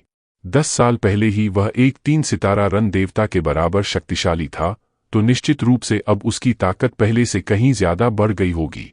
एक दूसरे दर्शक ने अपनी जानकारी साझा करते हुए कहा कि उत्नेश ज्वाला स्वर्ग के एक स्वर्ग ग्रेड बल प्रथम अदीमुल पवेलियन का सबसे होनहार और शीर्ष प्रतिभाशाली शिष्य है। उसकी उम्र अभी 800 साल से कुछ ही ज्यादा है और लोग अनुमान लगा रहे हैं कि उसकी शक्ति एक 3 सितारा रन देवता के समान है। बहुत से लोगों का तो यह भी मानना है कि 1000 साल का होने से पहले ही वह 4 सितारा रन देवता जितना शक्तिशाली बन जाएगा। वहीं दूसरी ओर रिझान के बारे में लोगों के विचार अलग थे। कोई कह रहा था कि रिझान तो पवन प्रेरणा स्वर्ग का एक स्वतंत्र साधक है। इस पर एक व्यक्ति ने तुरंत टोकते हुए कहा कि भले ही वह एक स्वतंत्र साधक हो, लेकिन पवन प्रेरणा स्वर्ग के शीर्षक मंदिर ने जिन युवा प्रतिभाओं को यहां भेजा है उनमें वह सबसे शक्तिशाली है। इसके अलावा प्रतियोगिता के दूसरे दौर के दौरान आपने देखा ही होगा कि उसने कितनी बेरहमी और खौफनाक तरीके से एक ऐसे योद्धा को मार गिराया था जो शीर्ष 2 सितारा रन देवता के बराबर था। कम से कम वह एक 3 सितारा रन देवता जितना मजबूत तो है ही। पवन प्रेरणा स्वर्ग से आए कुछ अन्य युवाओं का तो यहां तक दावा था कि रिझान की शक्ति एक शीर्ष 3 सितारा रन देवता के बराबर है। यहां तक कि इस बात की भी पूरी संभावना है कि वह 4 सितारा रन देवता जितना पराक्रमी हो। भीड़ रिझान के बारे में काफी कुछ जानती थी, जिससे यह साफ था कि लोगों ने उसके बारे में काफी छानबीन की थी। रिझान युद्ध के मैदान के बीचों बीच अपने प्रतिद्वंदी उत्नेश के सामने पूरी दृढ़ता के साथ खड़ा था। उत्नेश एक गंभीर दिखने वाला युवक था, जिसने बहुत ही कीमती और राजसी वस्त्र पहन रखे थे। मैदान के एक तरफ खड़ा शांत और गंभीर उत्नेश था, तो दूसरी तरफ बर्फ जैसा ठंडा और दुनिया से अलग थलग रहने वाला रिझान। दोनों एक दूसरे की आंखों में झांक रहे थे और चारों ओर एक भारी सन्नाटा पसर गया था। अचानक, बिना किसी चेतावनी के, उत्नेश ने पहला हमला कर दिया। उसने अपना आदिमूल हथियार निकाला जो एक छोटे और बहुत ही सुंदर कढ़ाई वाले कड़ाही जैसा दिखता था। उसने बिजली की गति से उसे आसमान की ओर उछाल दिया। जैसे ही वह कड़ाही हवा में ऊपर गई, उसके चारों ओर आग की भीषण लपटें उठने लगीं और उसका आकार तेजी से बढ़ने लगा। देखते ही देखते वह कड़ाही इतनी विशाल हो गई कि जब वह रिझान की ओर बढ़ी तो वह आसमान से गिरते हुए एक दहकते हुए जिंदा ज्वालामुखी की तरह लग रही थी। इतनी विशाल और भयानक कड़ाही को अपनी ओर आता देख भी रिझान के चेहरे पर शिकन तक नहीं आई। वह बिल्कुल शांत खड़ा रहा। जैसे ही वह भारी कड़ाही नीचे गिरने वाली थी, रिझान के शरीर से एक काली धुंध निकली और उसका मृत्यु प्रतिरूप अचानक प्रकट हो गया। वह प्रतिरूप काले धुएं से घिरा हुआ था जो किसी नाग की तरह उसके चारों ओर लिपटा हुआ था। रिझान का वह प्रतिरूप बिना किसी डर के उस विशाल दहकती कड़ाही की ओर लपका। एक कान फोड़ देने वाला धमाका हुआ जब रिझान का प्रतिरूप उस विशाल कड़ाही से टकराया। आग की लपटें चारों ओर फैल गईं और जल्द ही उन्होंने उस मृत्यु प्रतिरूप को पूरी तरह से अपने घेरे में ले लिया। उसी समय दूर खड़े उत्नेश का चेहरा तनाव से काला पड़ गया था और उसके माथे की नसें उभर आई थीं। ऐसा लग रहा था जैसे वह इस हमले में अपनी पूरी जान झोंक रहा हो। भीड़ में से किसी ने चिल्लाकर पूछा कि क्या उसने रिझान को दबा दिया है। तभी उन भीषण लपटों के बीच से एक भयानक गर्जना सुनाई दी। वह मृत्यु प्रतिरूप उस आग के घेरे को चीरते हुए बाहर निकल आया। उसकी आंखें खून की तरह लाल और डरावनी लग रही थीं। उसके चारों ओर मृत्यु की ऊर्जा इतनी तेजी से बढ़ने लगी कि उसने देखते ही देखते हजारों तलवार किरणों का रूप ले लिया, जिन्होंने उन आग की लपटों को बुझाकर रख दिया। अगले ही पल उस मृत्यु प्रतिरूप ने अपने चारों ओर फैली सारी मृत्यु ऊर्जा को मुट्ठी में समेटा और उस विशाल कड़ाही पर एक जोरदार प्रहार किया। वह विशाल कड़ाही, जो अब अपनी आग खो चुकी थी, एक धमाके के साथ पीछे की ओर उड़ गई। उसे दूर से नियंत्रित कर रहे उत्नेश के मुंह से तुरंत खून का फव्वारा फूटा और वह लड़खड़ाते हुए पीछे हट गया। उसका चेहरा कागज की तरह सफेद पड़ चुका था। उसने अपना कांपता हुआ हाथ ऊपर उठाया और अपनी हार स्वीकार करते हुए कहा कि मैं हार गया हूं। उसने उस कड़ाही को वापस बुलाया, जो अब सिकुड़कर उसकी हथेली जितनी छोटी हो गई थी, और उसे संभाल कर रख लिया। पलक झपकते ही रिझान ने यह मुकाबला जीत लिया था। बाकी लोग तो अभी यह समझने की कोशिश ही कर रहे थे कि आखिर हुआ क्या है। केवल कुछ बहुत ही चतुर और अनुभवी युवा प्रतिभाएं यह जान पाई थीं कि उत्नेश ने अपना सब कुछ दांव पर लगा दिया था, फिर भी वह रिझान को एक पल के लिए भी नहीं रोक पाया। इतना ही नहीं, रिझान ने केवल एक वार में उसे धूल चटा दी थी। सबसे हैरान करने वाली बात यह थी कि शुरू से अंत तक रिझान अपनी जगह से टस से मस नहीं हुआ और न ही उसने अपना कोई आदिमूल हथियार इस्तेमाल किया। उसका केवल एक प्रतिरूप ही उत्नेश को हराने के लिए काफी था। दर्शकों के बीच फिर से चर्चा शुरू हो गई। एक ने कहा कि पहले यह अनुमान लगाया गया था कि रिझान एक शीर्ष 3 सितारा रन देवता है, लेकिन इस मैच के बाद मैं दावे के साथ कह सकता हूं कि वह कम से कम एक शीर्ष 4 सितारा रन देवता है। दूसरे ने सहमति जताते हुए कहा कि बिल्कुल, एक साधारण 4 सितारा रन देवता उत्मेश के हमले को इतनी आसानी से कभी खत्म नहीं कर पाता। जब रिझान वापस आकर आकर्ष के बगल में बैठा तो सबकी निगाहें उन्हीं दोनों पर टिकी थीं। किसी ने फुसफुसाते हुए कहा कि रिझान और आकर्ष काफी करीब लगते हैं। दूसरे ने जवाब दिया कि हाँ, वे इस प्रतियोगिता की शुरुआत से ही साथ देखे गए हैं। आकर्ष, रिझान, तिपेश और कर्ण, यह समूह तो पूरी तरह से असाधारण प्रतिभाओं से भरा हुआ है। जैसा कि कहा जाता है, एक जैसे स्वभाव वाले लोग ही साथ रहते हैं। रिझान की इस जीत के बाद आकर्ष और उसके दोस्तों की चर्चा और भी बढ़ गई। दूसरी ओर नकुश, वत्मेश और प्रमोद को इन 4 महान प्रतिभाओं के साथ बैठने में एक अजीब सा दबाव महसूस हो रहा था, क्योंकि पूरी भीड़ उन्हीं के बारे में बातें कर रही थी। काफी समय के बाद देवताओं के क्षेत्र की युवा प्रतिभाओं की प्रतियोगिता के चौथे दौर का पहला भाग आखिरकार समाप्त हो गया। आकर्ष, कर्ण, रिझान और तिपेश के अलावा कुछ और युवाओं ने भी अपने प्रदर्शन से सबको चौंका दिया था। उनमें शर्कांत भी शामिल था, जो अनादि अनंत स्वर्ग का एक स्वतंत्र साधक था और जिसने अपने मैच के दौरान सबको दंग कर दिया था। इसके अलावा मितेश ने भी अपनी चमक बिखेरी, जो स्वर्णस्तंभ पवेलियन के हेवनली सम्राट शौर्यवंशी का तीसरा सच्चा शिष्य था। हालांकि मितेश की असली ताकत का पता नहीं चल पाया, क्योंकि उसका प्रतिद्वंदी उससे काफी कमजोर था। वर्तमान में केवल शर्कांत और तिपेश ने ही ऐसी शक्ति दिखाई थी जो 5 सितारा रन देवता के बराबर थी, क्योंकि उनके प्रतिद्वंदी खुद 4 सितारा रन देवता की शक्ति रखते थे। बाकी सब ने केवल 4 सितारा रन देवता तक की ही शक्ति जाहिर की थी। इसमें कोई शक नहीं था कि प्रतियोगिता में अभी और भी कई ऐसे प्रतिभागी थे जिनके पास 5 सितारा रन देवता की शक्ति थी, लेकिन उन्होंने चतुराई से उसे छिपा रखा था। जैसे ही चौथे दौर का पहला भाग समाप्त हुआ, सुखविन ने मंच से घोषणा की कि चौथे दौर का दूसरा भाग अब से 3 दिनों के बाद शुरू होगा। भले ही 3 दिन का समय बहुत कम लग रहा था, लेकिन घायल हुए युवाओं के लिए अपनी चोटों से उबरने और ऊर्जा वापस पाने के लिए यह पर्याप्त था। 3 दिनों के बाद भीड़ एक बार फिर से मैदान में जमा हो गई थी। हर कोई देवताओं के क्षेत्र की युवा प्रतिभाओं की प्रतियोगिता के दूसरे भाग को शुरू होते देखने के लिए बेताब था। उत्साह इसलिए भी ज्यादा था क्योंकि दर्शकों को एहसास हुआ कि कई बड़े खिलाड़ियों ने अभी तक अपनी पूरी ताकत नहीं दिखाई है, क्योंकि उन्हें ज्यादातर कमजोर प्रतिद्वंदी मिले थे। मगर चौथे दौर के इस दूसरे भाग के मुकाबले उम्मीद के मुताबिक रोमांचक नहीं रहे। अंत में 75 ऐसे युवाओं को बाहर कर दिया गया जिनका प्रदर्शन औसत था, जबकि आकर्ष सहित बाकी 75 प्रतिभाशाली युवा अगले दौर की ओर बढ़ गए। मैदान से बाहर निकलते समय नकुश ने कहा कि ऐसा लगता है कि शीर्षक मंदिर सबसे बेहतरीन मुकाबलों को अंत के लिए बचाकर रखना चाहता है। वे पहले सभी की ताकत को परख रहे हैं, ताकि अंत में सबसे शक्तिशाली योद्धाओं को एक दूसरे के सामने खड़ा कर सकें। वत्मेश ने भी सिर हिलाते हुए इस बात पर अपनी सहमति जताई। चौथे दौर के तीसरे भाग के लिए आकर्ष, कर्ण, रिझान और तिपेश को किसी से लड़ने की जरूरत नहीं पड़ी, उन्हें सीधे आगे बढ़ा दिया गया। क्या शीर्षक मंदिर की यह रणनीति आकर्ष और उसके साथियों के लिए कोई नया खतरा लेकर आएगी? कौन है वह रहस्यमय योद्धा जो अब तक अपनी परछाई में छिपा हुआ है और अंत में सबके सामने आएगा? और क्या आकर्ष अपनी असली ताकत को तब तक छिपा पाएगा जब तक कि वह महान परीक्षा की घड़ी न आ जाए? आगे जानने के लिए देखते रहिए the amazing martial world season 2 के अगले एपिसोड में। दोस्तों, अगर आपको यह कहानी पसंद आ रही है और आप चाहते हैं कि मैं रोज ऐसी ही लंबी और रोचक कहानियां आपके लिए लाता रहूं, तो आप QR कोड के माध्यम से अपना छोटा सा सहयोग भेज सकते हैं।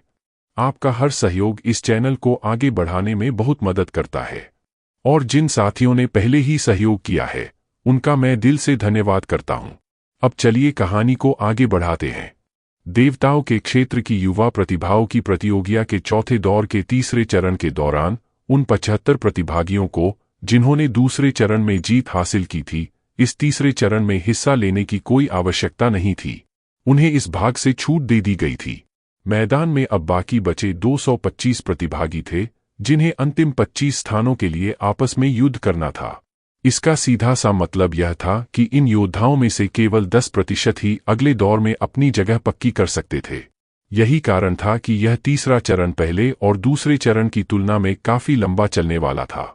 इसके अलावा इन 225 प्रतिभागियों में कुछ ऐसे महारथी भी छिपे थे जो उन 75 भाग्यशाली प्रतिभागियों से किसी भी मामले में कम नहीं थे जिन्हें इस बार लड़ने से राहत मिली थी। हालांकि देवताओं के क्षेत्र की युवा प्रतिभाओं की प्रतियोगिता के चौथे दौर का यह तीसरा चरण भी कोई बहुत ज्यादा रोमांचक साबित नहीं हुआ। मुकाबले काफी साधारण थे, जिन्हें देखकर कई हेवनली सम्राट ऊबने लगे और धीरे धीरे आयोजन स्थल छोड़कर जाने लगे। उन्हें जाता देख कई युवा प्रतिभाओं ने भी उनका अनुसरण किया और वहां से निकल गए। प्राइमल हेवन के हेवनली सम्राट शस्त्रकेतु और परिमल भी, जो इस पूरी प्रतियोगिता के मेजबान थे, वहां से प्रस्थान कर चुके थे। इसके विपरीत शीर्षक मंदिर का कोई भी सदस्य वहां से नहीं हिला। मुकाबले चाहे कितने भी नीरस क्यों न हो, आखिर शीर्षक मंदिर ही इस भव्य आयोजन का सूत्रधार था। शीर्षक मंदिर की शाखाओं से आए अधिकारियों को डर था कि अगर वे बीच में ही चले गए तो मुख्य शीर्षक मंदिर उन्हें कड़ा दंड दे सकता है। यह सब देखकर तिपेश ने आकर्ष, कर्ण और रिझान की ओर मुड़कर कहा कि ये मुकाबले बहुत उबाऊ हैं। बेहतर होगा कि हम वापस चलकर अपनी साधना पर ध्यान दें। जब यह चरण समाप्त हो जाएगा या जब यहां हमारी जरूरत होगी तब हम वापस आ जाएंगे। आकर्ष, कर्ण और रिझान को इस सुझाव पर कोई आपत्ति नहीं थी। तिपेश के साथ वहां से निकलने से पहले उन्होंने नकुश और बाकी साथियों से कह दिया कि जैसे ही तीसरा चरण समाप्त हो वे उन्हें तुरंत संदेश भेजकर बुला लें। भले ही उन्हें इस चरण में नहीं लड़ना था, लेकिन चौथे चरण की शुरुआत में उनका वहां उपस्थित होना अनिवार्य था। नकुश, वत्मेश और प्रमोद वहां से नहीं गए। जहां आकर्ष और उसके दोस्तों को ये मैच उबाऊ लग रहे थे, वहीं इन तीनों को इनमें काफी दिलचस्पी आ रही थी। आखिर इस तीसरे चरण में लड़ने वाले योद्धा पहले 2 चरणों के योद्धाओं की तुलना में कहीं अधिक शक्तिशाली थे। इन लड़ाइयों को करीब से देखकर वे बहुत कुछ नया सीख सकते थे, और वे भला सीखने का ऐसा सुनहरा मौका हाथ से कैसे जाने देते। आयोजन स्थल छोड़ने वाले ज्यादातर वे युवा थे जो उन 75 प्रतिभागियों का हिस्सा थे जो पहले ही आगे बढ़ चुके थे। वास्तव में उन 75 में से भी केवल 20 या 30 लोग ही वहां से गए थे। आकर्ष ने अपने साथियों से विदा लेते हुए कहा कि फिर मिलते हैं। इसके बाद वे सभी अपने अपने लकड़ी के घर की ओर बढ़ गए। अपने लकड़ी के घर के भीतर कदम रखते ही आकर्ष ने दरवाजा बंद किया और बिस्तर पर लेटकर ध्यान लगाने के लिए अपनी आंखें मूंद लीं। उसके हाथ में सर्वोच्च शक्तिशाली देवत्व था, जिससे एक मंद और शीतल चमक निकल रही थी। जल्द ही उसे नींद आ गई। हालांकि उच्च कोटि के साधकों के लिए नींद अनिवार्य नहीं थी, लेकिन वे अपनी इंद्रियों का बाहरी दुनिया से संपर्क काटकर आसानी से विश्राम कर सकते थे। बेशक वे आम इंसानों की तरह गहरी नींद में नहीं सोते थे। उनके आसपास शांति होना जरूरी था, क्योंकि जरा सी आहट भी उनकी सुरक्षा प्रणालियों को सक्रिय कर उन्हें झटके से जगा सकती थी। सोने के कुछ ही देर बाद आकर्ष एक स्वप्न लोक में खो गया। वहां चारों ओर शून्यता थी, सिवाय एक धुंधली आकृति के जो स्पेस नियम की विभिन्न गूढ़ताओं का प्रदर्शन कर रही थी। कुछ समय बीतने के बाद आकर्ष ने महसूस किया कि वह अब शून्यता में नहीं है। अब वह देख सकता था कि वह आकृति एक अंतहीन लगने वाली पर्वत श्रृंखला के ऊपर बिना हिले डुले खड़ी थी। क्या यह महारथ मार्ग है? आकर्ष ने मन ही मन सोचा। तभी आकर्ष ने देखा कि उस आकृति ने अपने दोनों हाथ फैलाए। देखते ही देखते उस आकृति के चारों ओर का स्थान मुड़ने लगा और उसमें लहरें उठने लगीं। शुरुआत में यह केवल उस आकृति के पास के स्थान में हुआ, लेकिन धीरे धीरे यह प्रभाव ऊपर आसमान और नीचे जमीन तक फैलने लगा। अचानक एक भयानक विस्फोट हुआ। स्थान को विकृत करने वाली उस खौफनाक शक्ति ने जैसे ही जमीन को छुआ, वह विशाल पर्वत जिस पर वह आकृति खड़ी थी, ताश के पत्तों की तरह ढह गया और मलबे में तब्दील हो गया। जब इस शक्ति ने आसमान के बादलों को छुआ तो वे भी पलक झपकते ही गायब हो गए। आकर्ष ने मन ही मन विचार किया कि इसके महारथ मार्ग का दायरा सचमुच बहुत विशाल है। मेरा दायरा तो अभी केवल 5 मीटर तक ही सीमित है। स्पेस नियम की क्षेत्र सूक्ष्मता काफी हद तक आकर्ष के महारथ मार्ग के समान थी, लेकिन हमले की शक्ति के मामले में वह महारथ मार्ग का मुकाबला कभी नहीं कर सकती थी। स्पेस नियम के महारथ मार्ग का उपयोग करने वाला व्यक्ति उस विशेष स्थान का ईश्वर बन जाता था। कुछ क्षणों के बाद आकर्ष ने देखा कि वह आकृति फिर से हिलने लगी है। इस बार उसके हाथ में एक तलवार प्रकट हुई और उसने स्पेस नियम के साथ मिलकर तलवारबाजी के कई अद्भुत और चौंका देने वाले करतब दिखाने शुरू किए। जैसे जैसे आकर्ष उसे देखता रहा, उसके मन में एक अजीब सी बेचैनी बढ़ने लगी। उसे लगा कि कुछ तो गड़बड़ है। उसने गौर किया कि उस आकृति की तलवार चलाने की शैली काफी हद तक उसके गुरु के विनाशकारी तलवार मार्ग से मिलती जुलती थी। वह इस बात से उलझन में था कि आखिर यह आकृति वह सब कैसे जानती है जो उसे पता है। यह बेचैनी इतनी बढ़ गई कि आकर्ष की नींद अचानक टूट गई। वह हड़बड़ाकर उठा और तुरंत अपनी संरचना दिशाचक्र को बाहर निकाला ताकि वह अपनी आंतरिक दुनिया में मौजूद विश्वशोधन दिव्य जल से बात कर सके। आकर्ष ने बड़ी उत्सुकता और चिंता के साथ कहा कि सिस्टर वॉटर, सर्वोच्च शक्तिशाली देवत्व में कुछ तो अजीब है। ऐसा लगता है जैसे यह मेरे तलवार मार्ग को समझ रहा है। इसके बाद उसने अपने सपने में जो कुछ भी देखा था वह सब विस्तार से सिस्टर वॉटर को बताया। दरअसल उसने पहले भी ऐसा कुछ महसूस किया था, लेकिन इस बार यह सब बहुत स्पष्ट था। वह अब अपनी जिज्ञासा को और अधिक नहीं रोक सका, इसलिए उसने चारों दिव्य तत्वों में सबसे ज्ञानी मानी जाने वाली विश्वशोधन दिव्य जल से बात करने का फैसला किया। विश्वशोधन दिव्य जल को आकर्ष की बातों पर जरा भी आश्चर्य नहीं हुआ। उसने शांति से उत्तर दिया कि यह सामान्य है। सर्वोच्च शक्तिशाली देवत्व आखिर एक अनमोल खजाना है। यह तब प्रकट होता है जब कोई सर्वोच्च शक्तिशाली योद्धा मृत्यु को प्राप्त होता है। यह न केवल किसी व्यक्ति को नियमों की समझ गहरी करने में मदद करता है, बल्कि इसमें उस सर्वोच्च शक्तिशाली योद्धा की इच्छा का एक छोटा सा अंश भी सुरक्षित रहता है। उसने आगे समझाते हुए कहा कि भले ही इसमें एक सर्वोच्च शक्तिशाली योद्धा की इच्छा का अंश है, लेकिन यह कोई जीवित वस्तु नहीं है। इसकी क्रियाएं स्वाभाविक और सहज होती हैं। तुम्हारे तलवार मार्ग को सीखना भी इसी का एक उदाहरण है। यह स्वाभाविक रूप से तुम्हारे मार्ग को समझना जारी रखेगा, जो अंततः तुम्हारे लिए ही सहायक सिद्ध होगा। आखिर भले ही यह केवल देवत्व और एक इच्छा मात्र है, लेकिन फिर भी यह एक सर्वोच्च शक्तिशाली योद्धा का अंश है जो अपने समय में शिखर पर रहा होगा। इसलिए तुम्हारे मार्ग को और अधिक निखारने की इसकी क्षमता तुमसे कहीं अधिक होगी, भले ही उस योद्धा ने अपने जीवनकाल में ऐसा कोई मार्ग न बनाया हो। आखिर सभी मार्गों की जड़ तो एक ही है। विश्वशोधन दिव्य जल के इस स्पष्टीकरण ने आकर्ष की सारी उलझनों को दूर कर दिया। उसने समझ लिया कि सर्वोच्च शक्तिशाली देवत्व में अभी भी उस मृत योद्धा की इच्छा शक्ति का प्रभाव मौजूद है। इसके बाद आकर्ष ने एक बार अपनी आंतरिक दुनिया में मौजूद अपने परिवार और दोस्तों की ओर देखा और पाया कि वे सभी अपनी साधना में गहराई से लीन थे। यह देखकर उसने अपनी आंतरिक दुनिया का बाहरी दुनिया से संपर्क फिर से तोड़ दिया और दोबारा सोने की कोशिश करने लगा। आखिर उसके सपने में दिखने वाली वह आकृति एक महान शिक्षक की तरह थी, जिससे उसे बहुत कुछ सीखना था। हालांकि देवताओं के क्षेत्र की युवा प्रतिभाओं की प्रतियोगिता के चौथे दौर का तीसरा चरण काफी लंबा था, लेकिन 1 महीने के भीतर यह समाप्त हो गया। उन 225 प्रतिभागियों में से 25 सर्वश्रेष्ठ योद्धाओं को अगले चरण के लिए चुन लिया गया था। तभी नकुश का एक संदेश आकर्ष को प्राप्त हुआ कि आकर्ष, चौथे दौर का चौथा चरण 3 दिनों में शुरू होने वाला है। पिछले दौरों की तरह ही जो लोग बाहर हो गए हैं, उनके पास आगे बढ़ने वाले योद्धाओं को चुनौती देने के 10 मौके होंगे। नकुश का यह संदेश सुनते ही आकर्ष की नींद टूट गई और वह पूरी तरह सतर्क हो गया। अगले 3 दिनों तक उसने विश्राम नहीं किया। इसके बजाय उसने अपनी साधना जारी रखी ताकि वह अपने शरीर के भीतर मचल रही आदिमूल ऊर्जा को शांत कर सके। दरअसल जब भी वह सोता था और सर्वोच्च शक्तिशाली देवत्व का उपयोग करके स्पेस नियम को समझने की कोशिश करता था, तो उसकी आदिमूल ऊर्जा अपने आप शरीर में घूमने लगती थी। अंततः अपनी ऊर्जा को पूरी तरह शांत करने में उसे आधा दिन लग गया। आकर्ष ने साधना करते हुए अपने मन में दृढ़ निश्चय किया कि मुझे हर हाल में देवताओं के क्षेत्र की युवा प्रतिभाओं की प्रतियोगिता में प्रथम स्थान प्राप्त करना है। मुझे वह दिव्य तत्व फल हासिल करना ही होगा। उस दिव्य तत्व फल की मदद से मैं 10 दिशाओं वाला सम्राट बनने के लिए लगने वाले कई दशकों की मेहनत को बचा सकता हूँ। भले ही आकर्ष अब एक 9 पैलेस सेलेस्टियल एम्परर था, जो 10 दिशाओं वाला सम्राट बनने से बस एक कदम दूर था, लेकिन इस स्तर पर प्रगति करना अत्यंत कठिन था। 9 पैलेस सेलेस्टियल एम्परर से 10 दिशाओं वाला सम्राट बनना एक सामान्य सम्राट से 6 संयोजन आकाशीय सम्राट या 7 सितारा रन देवता बनने की तुलना में कहीं अधिक चुनौतीपूर्ण था।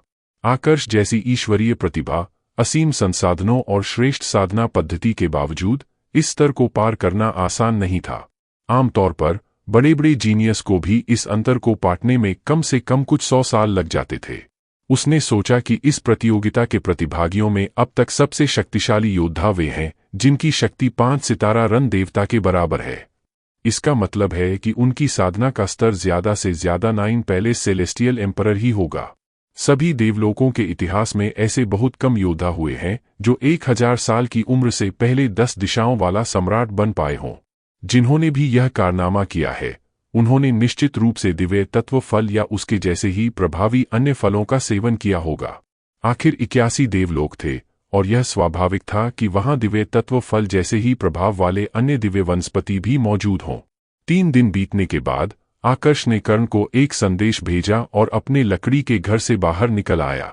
चूंकि कर्ण ने उससे संपर्क नहीं किया था, इसलिए वह जानता था कि कर्ण अभी भी अपने घर के भीतर ही होगा।